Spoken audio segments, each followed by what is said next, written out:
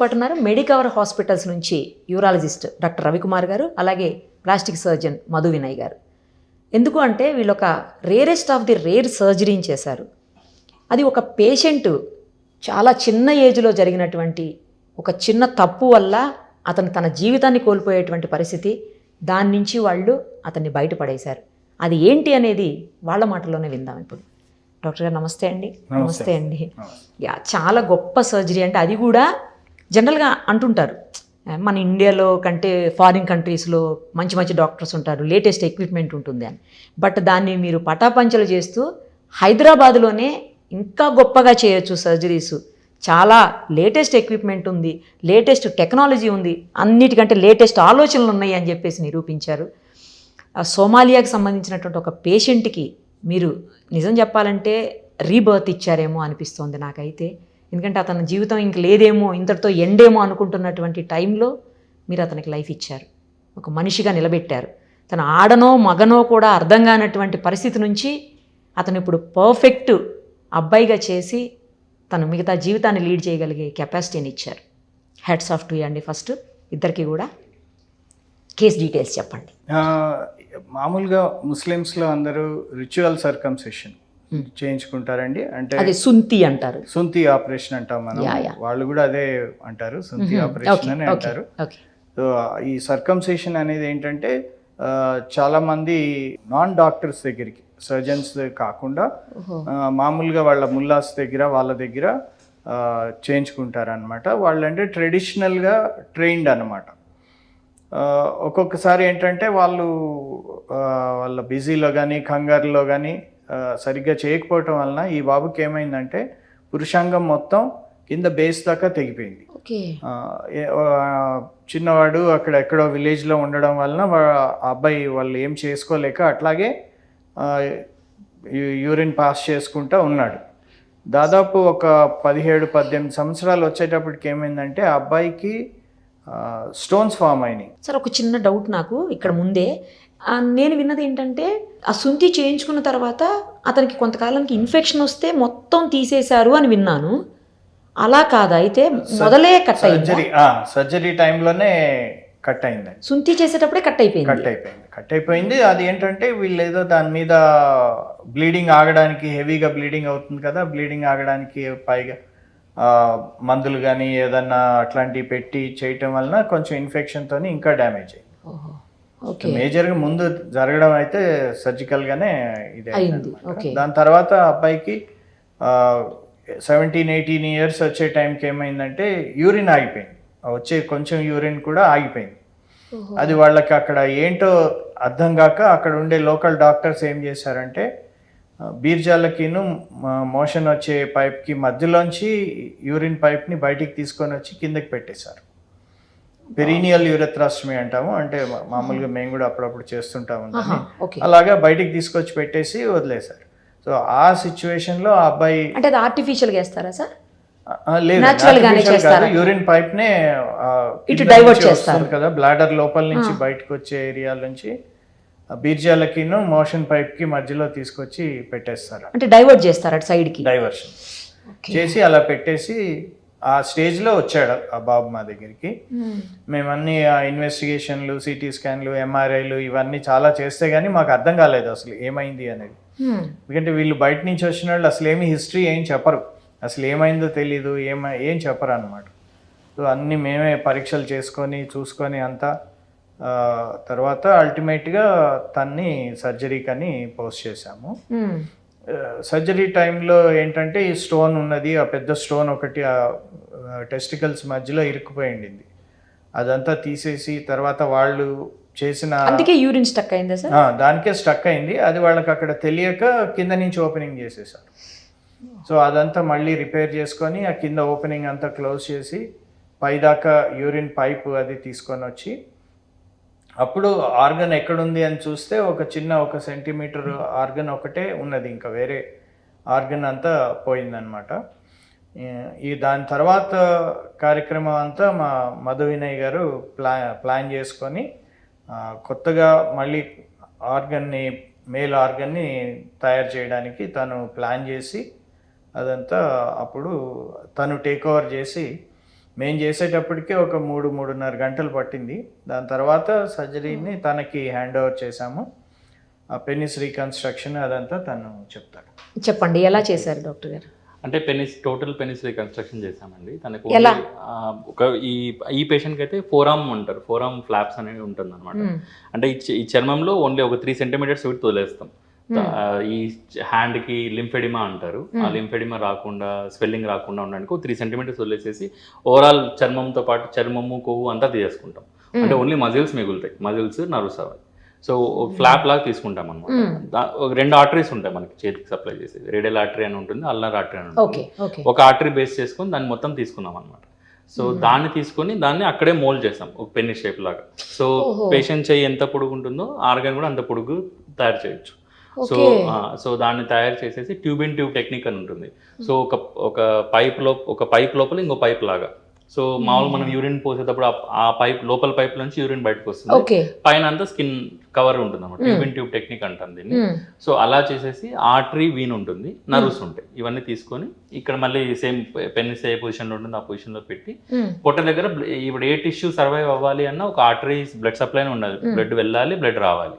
So ఆ supply కోసం మనం తొడ దగ్గర ఇక్కడ బ్లడ్ వెజల్స్ తోటి జాయిన్ చేస్తాం అనమాట. సో మైక్రోస్కోప్ యూస్ చేసి, సర్జికల్ మైక్రోస్కోప్ ఉంటుంది, దాంతో యూస్ చేసేసి బ్లడ్ వెజల్స్ జాయిన్ చేసాం. సో ఆ బ్లడ్ వెజల్ జాయిన్ చేయడం వల్ల రక్త సరఫరా సెట్ అయింది అనమాట. సెట్ అయ్యి ఆ సర్వైవ్ అయింది. నర్వ్స్ కూడా ఈ పెన్నిస్ కి చిన్న స్టంప్ మిగిలింది కదా 1 సెంటీమీటర్, దాంట్లో నర్వ్స్ ఐడెంటిఫై చేసి నర్వ్ టు నర్వ్ జాయిన్ చేసాం. నర్వ్స్ ఉన్నాయి. సో ఆ డార్సల్ పెనల్ నర్వ్స్ అని ఉంటారు. ఈ చేతిలో క్యూటేనియస్ నర్వ్స్ ఉంటాయి. ఈ చర్మం తీసాం కదా, దీన్ని సప్లై చేసే నర్వ్స్ ఉంటాయి మీడియల్ లేటర్. అక్కడికి వెళ్ళేసేసి ఆ డార్సల్ నర్వ్స్ తోటి జాయిన్ చేసాం అనమాట.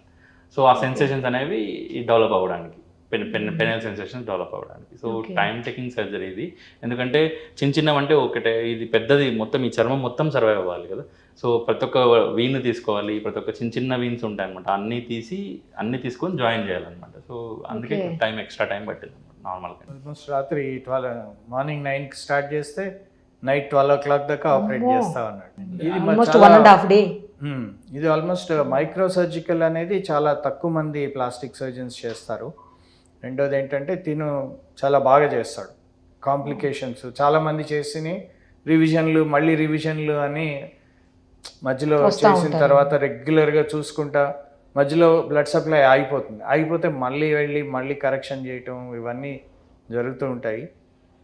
లక్కీగా ఈ పేషెంట్కి అట్లా కాకుండా స్మూత్గా అది టేకప్ అయిందనమాట. డాక్టర్ గారు నాకు చిన్న డౌట్ మధు వినయ్ గారు, అదేంటంటే ఇప్పుడు మీరు ఆర్గాన్ని రెడీ చేశారు కదా, అది ఎన్ని రోజుల ముందు రెడీ చేసి పెట్టారు?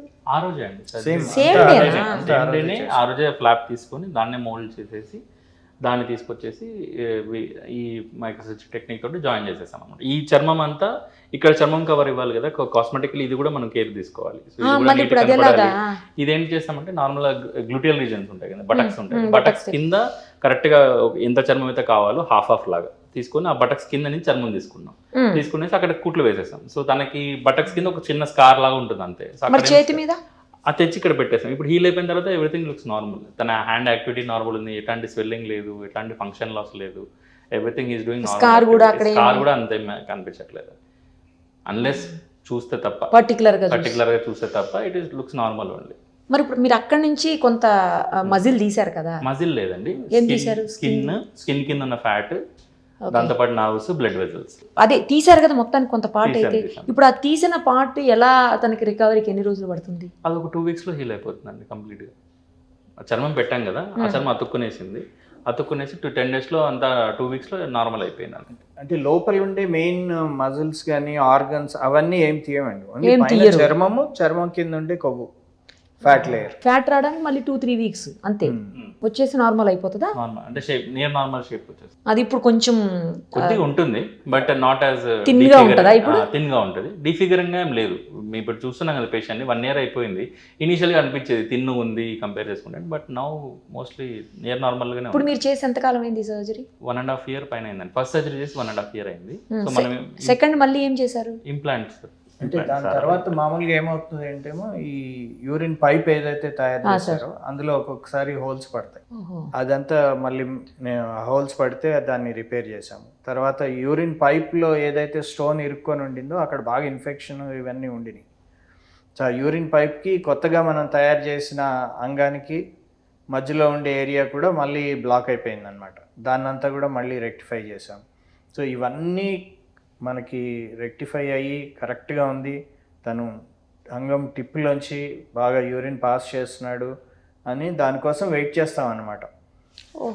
కాంప్లికేషన్ అనేది మళ్ళీ రాకూడదు అని. ఇదంతా అయిన తర్వాత మరి తను సంసార జీవితానికి పనికి రావాలంటే మళ్ళీ ఎరెక్షన్స్ కావాలి కదా.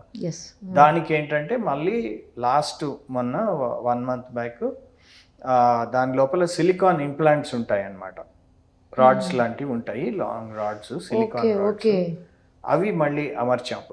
మల్టిపుల్గా అట్లా సర్జరీస్ చేసుకుంటే తను రికవర్. ఫైనల్ సర్జరీ రీసెంట్గా చేశారు. ఈ ఇంప్లాంట్స్ అనేవి లాస్ట్లో మొన్న 1 month బ్యాక్ ఫిట్ చేసి సెట్ అయిపోయినాయి ఇప్పుడు అవి. అది కూడా సైజుని బట్టి మనం ఇంప్లాంట్స్ 1 కానీ 2 కానీ పెడుతుంటాము. దీనికి 2 ఇంప్లాంట్స్ పట్టినాయి. సో 2 ఫిట్ చేసి సెట్ చేసాం అనమాట. సో నా ఇప్పుడు ఈ can even marry and have normal life, children అంతా. అదే అడగబోతున్నానండి. మరి పిల్లలు అదంతా కూడా ఏం ప్రాబ్లం ఉండదా?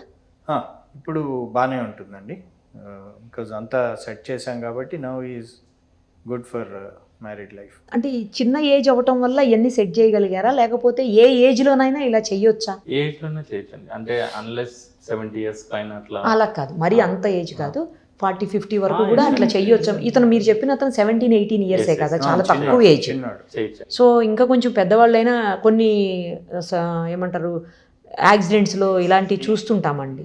చాలా మేజర్ యాక్సిడెంట్స్లో, పెద్ద పెద్ద లారీ యాక్సిడెంట్స్ అలాంటి వాటిలో చూశాను నేను. చేయొచ్చండి, అంటే పేషెంట్ లాంగ్ సర్జరీస్కి అనస్థీషియాకి ఫిట్ ఉన్నారు అంటే ఎక్కువ కంట్రోల్, అన్ని కంట్రోల్లో ఉన్నాయి, డయాబెటీస్ అట్లా ఉన్నప్పుడు చేయమంటే అవన్నీ కంట్రోల్లో తీసుకొచ్చి తర్వాత సర్జరీకి తీసుకెళ్తాం అనమాట. సో తన ఫిట్నెస్ అన్ని చెక్ చేస్తాం, కార్డియాక్ ఫిట్నెస్ అంతా ఉంది అంటే then will go for surgery. Surgery long hours పడుతుంది దాన్ని. సో బాడీ ఫిట్గా ఉండాలన్నమాట. సో అన్నిటి చూసుకొని then will go for surgery. అంటే ఇప్పుడు penile cancer cases common, young ఏజెస్లోనే కామన్ ఉంటాయి పెనల్ క్యాన్సర్స్ అని. సో వాళ్ళలో పినెక్టమీ చేసేస్తారు, పెనిస్ తీసేయడం అంటే. సో వాళ్ళందరికీ ఇది ఒక హోప్ అనమాట. సో వీ కెన్, సో అన్ని రీకన్స్ట్రక్షన్ ఆప్షన్స్ ఉన్నాయి. So we can reconstruct and you can lead near normal life lead చేయొచ్చు. అలా అప్పటితో అయిపోయింది నాకు అని ఉండాల్సిన అవసరం లేదని అందుకే అడిగానండి. మన దేశంలో ఏంటంటేనమ్మా ఇట్లాంటివి, అంటే ఇది ఇప్పుడు ఆల్మోస్ట్ ముస్లిమ్స్ కూడా అందరూ సర్కంసిషన్కి వాళ్ళు డాక్టర్స్ దగ్గరికే వెళ్ళి చేయించుకుంటున్నారు. ఎక్కడో డీప్ విలేజెస్లో అట్లాంటి చోట మేబీ ఇంకా వెళ్తున్నారేమో కానీ రిలీజియస్ దాని గురించి, అదర్వైజ్ హాస్పిటల్స్లోనే వచ్చి చేయించుకుంటున్నారు. అవునా? ఓకే. మన దగ్గర మేజర్గా ఇట్లాంటి కేసులు ఎప్పుడు చూస్తామంటే ఈ మన దేశంలో పినైల్ క్యాన్సర్, అంటే సరిగ్గా క్లెన్లీనెస్ లేకపోవటం వల్ల అంగానికి క్యాన్సర్ వస్తుంది, పురుషాంగానికి క్యాన్సర్ వస్తుంది. దానికి పురుషాంగం పూర్తిగా తీసేస్తారు, లేకపోతే ఒక్కొక్కసారి మోర్ దెన్ హాఫ్ కట్ చేసేయాల్సి వస్తుంది, చిన్న స్టంపే మిగులుతుంది అనమాట. అట్లాంటి వాళ్ళందరికీ కూడా వాళ్ళు ఈ సర్జరీస్కి ఎలిజిబుల్గా ఉంటారు. ఇంకొకటి ఫ్యాక్టరీస్లో మిషనరీ ఆపరేట్ చేస్తూ ఉంటారు, వాళ్ళకు కూడా ఒక్కొక్కసారి లాగేస్తూ ఉంటుంది. కొంతమందికి జుట్టు లాగేస్తుంది, కొంతమందికి ఈ పెనిస్ని సడన్గా లోపలికి లాగేయటం జరుగుతుంది.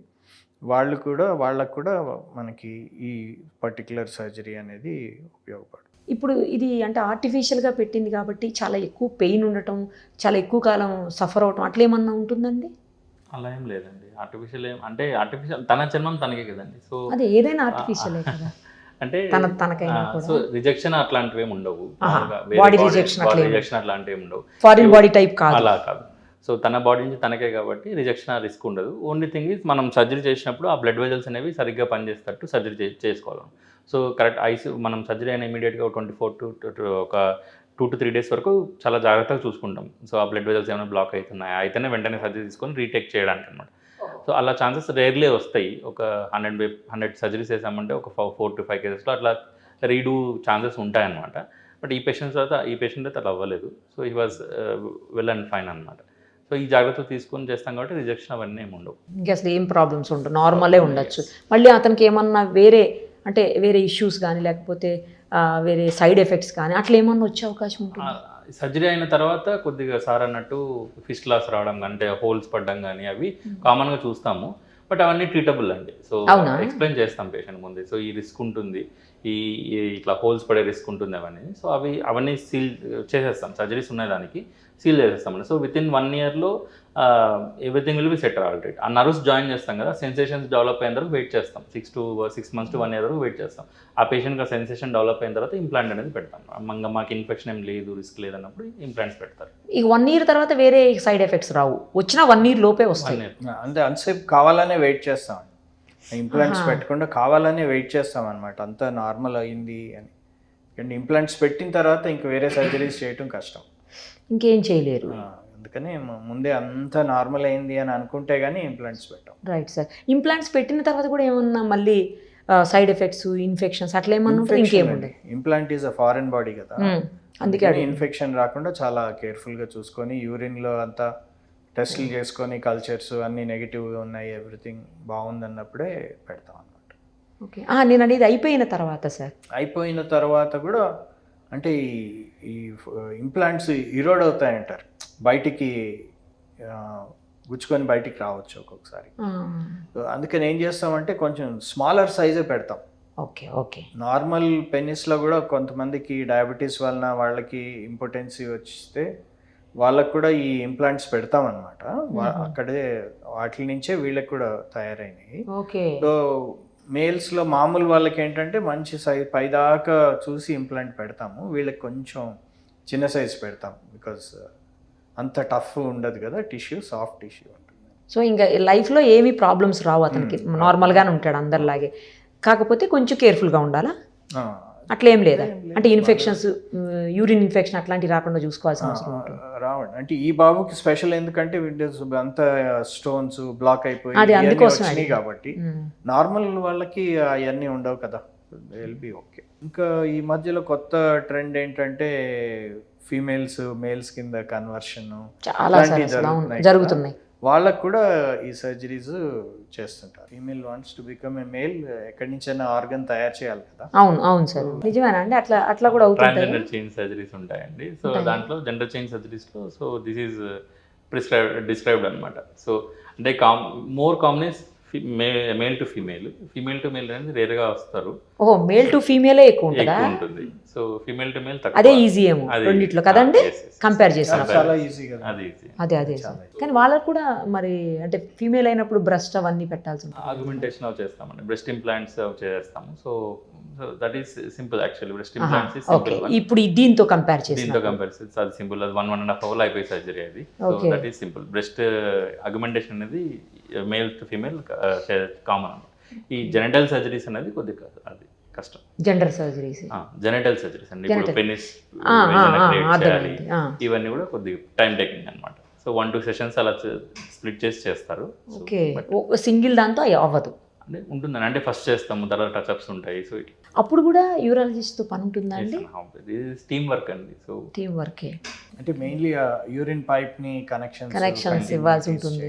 ఓకే. అప్పుడు ఏ జెండర్ నుంచి ఏ జెండర్కి మారినా కూడా యూరినరీ ప్రాబ్లమ్ కానీ వేరే ప్రాబ్లమ్స్ కానీ ఏం రావు కదండి? మీరు యూజువల్గా ఎవరు ఎక్కువ మారుతుంది చూస్తుంటారు? మేల్ టు ఫీమేల్ ఎక్కువ. మేల్ టు ఫీమేల్ ఫీమేల్ ఇండియాలో ఫీమేల్ టు మేల్ తక్కువ. అంటే మన సోషల్ కాన్స్టిట్యూన్స్ ఎక్కువ ఉంటాయి కదండి. ఈవెన్ దే వాంట్ బట్ ఈ సోషల్ కాన్స్టిట్యూన్స్ వల్ల అవ్వదు. అబ్రాడ్లో అంతా ఇది కామన్. ఫీమేల్ టు అంటే మాస్టెక్టమీ చేసుకుంటారు అనమాట. బ్రెస్ట్ సేమ్ చిన్న ఇన్సిజన్ ఇచ్చేసేసి బ్రెస్ట్ టిష్యూ మొత్తం తీసేస్తాము. సో మన టెస్టోస్టెరాన్ సప్లిమెంట్స్ ఇస్తారు. సో ఈ రకం విత్ సప్లిమెంట్ ఏదైనా న్యాచురలే కదండి. ఇది అన్యాచురలే నిజం చెప్పాలంటే. కానీ దానివల్ల నా డౌట్ ఎందుకు అడిగానంటే ఇంత డెప్త్, తర్వాత ఫ్యూచర్లో వేరే రకాలైన ప్రాబ్లమ్స్ లేకపోతే ఇన్ఫెక్షన్స్ లేదంటే సైడ్ ఎఫెక్ట్స్ వచ్చే అవకాశం ఉంటుందా ఉండదా అనేది పాయింట్. అంటే సర్జరీ అయినప్పుడు ఈ రిస్క్స్ అన్నీ ఉంటాయండి. ఒకసారి సర్జరీ సెట్ అయిపోయింది, హీల్ అయిపోయింది అన్న తర్వాత ఏముండవు. ఇప్పుడు ఈ పర్టికులర్ పర్సన్ విషయంలో కూడా ఏముండదు. మంచి సర్జరీని చేశారు. నాకు తెలిసి ఇది rarest of the rare case అనాలి. ఇలాంటి కేసు రేరే కదా. ఎప్పుడన్నా చేశారా అండి మీరిద్దరు లైఫ్లో? ఈ మీ అంటే వైద్య చరిత్రలో ఏమో నాకు తెలియదు కానీ మీ వృత్తిలో ముందు మా దగ్గర ఎలా ప్రజెంట్ అయ్యారంటే పెనిస్ కట్ అయిపోయి penis some assaults cases penis cut చేసేవాళ్ళు వాళ్ళు ప్రజెంట్ అయ్యారు. వాళ్ళకి చేసాం, అంటే అతికిచ్చేయడమే కదా. సో మైక్రోస్కోప్లో అన్ని బ్లడ్ వెజల్స్ నర్వ్స్ అన్ని జాయిన్ చేసేసి చేసాం. సో ముందు చేసిన పేషెంట్కి పెళ్ళిళ్ళు అయ్యాయి, దే ఆర్ డూయింగ్ వెల్. అలాంటి పేషెంట్స్ ఇది మొత్తం తయారు చేయడం అది మొత్తం తయారు చేయడం ఫస్ట్ టైం. నాకు తెలిసి హైదరాబాద్లో ఫస్ట్ టైం ఏమో అండి. నేను చేసినప్పుడు when I discuss with my peers and colleagues అందరూ ఉంటారు కదా సీనియర్స్ వాళ్ళు, they said it is first time. అదే మరి ఇండియాలో ఎప్పుడన్నా చూసారా పోనీ? అట్లీస్ట్ మీరు డాక్టర్స్గా తెలుస్తాయి కదా, మీకు సంబంధించి అన్నీ ఉంటాయి, జర్నల్స్ ఉంటాయి, అన్నీ తెలుస్తాయి మీకు. అంటే మా యూరాలజిస్ట్ బాంబేలో ఒకళ్ళు, ఢిల్లీలో ఒకళ్ళు ఓన్లీ దీని మీద ఇంట్రెస్ట్ తీసుకొని చేసేవాళ్ళు ఉన్నారు. But very few, only one I know 1-2 cases. I know one doctor. ఓన్లీ one doctor in Bombay and one in Delhi. చేశారంటున్నా సార్ వాళ్ళు అంతకుముందు? అంటే ఇట్లాంటి కేసెస్ కాదు, వాళ్ళు ఎక్కువ ఇప్పుడు పర్టికులర్ ఇలాంటిది చేశారా అని అడుగుతున్నా. అంటే జెండర్ కన్వర్షన్స్ అవి చేస్తారు, అవి కామన్ అయిపోయింది కదా ఇప్పుడు డాక్టర్ గారు చెప్పినట్టు.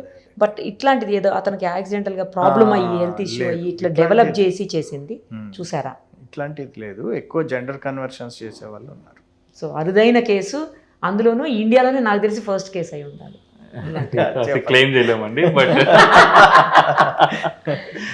బట్ ఎనీహౌ మన హైదరాబాదు హెల్త్ హబ్ మన అందరం వింటుంటాం. అది ఆ హెల్త్ హబ్ని ఇంకొకసారి మళ్ళీ మీరు ఈ లెవెల్లో పై వరకు తీసుకొచ్చి చూపించారు మీరిద్దరు కూడాను.